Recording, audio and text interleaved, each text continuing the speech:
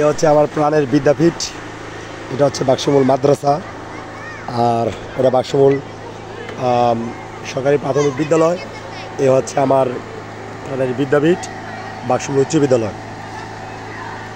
তো আসলে এটা টোটালি যাদের পরিচালনা চলে তার মধ্যে আমাদের তুফেল মামা আছে বাক্সমুলের, 1999 সময় আছে।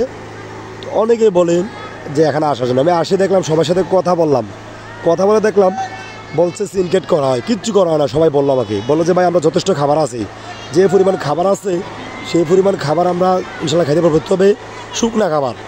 আর এখানে আমরা দেখতেছিলাম যে বিভিন্ন জায়গায় কিন্তু ভিজা খাবার, যেটা বা তরকারি কিংবা বিরিয়ানি যায়, এখানে এটা এখনও আসে না কিন্তু। আর অনেক জায়গায় কিন্তু আমরা দেখেছি, বিশেষ করে অনেক জায়গাতে কিন্তু চাল ডাল তেল কিন্তু দেওয়া শুরু করে দিয়েছে বিভিন্ন সংগঠন। তো এখন কিন্তু এই জায়গায় কিন্তু এখন এগুলো আসে নাই। তো মানুষ আর শুকনো খাবার খাইতে খাইতে অতিষ্ঠ হয়ে গেছে। যারা আমার ভিডিওটা দেখবেন একটু শেয়ার করে দিবেন, যেন অন্ততপক্ষে বাক্সমুল উচ্চ বিদ্যালয়, বাক্সমুল একদম মেন কেন্দ্রেই খাবারগুলো নিয়ে আসে। দূরে তারা কিন্তু আসলে খাবার দিয়ে আশেপাশে দিয়ে চলে যায়।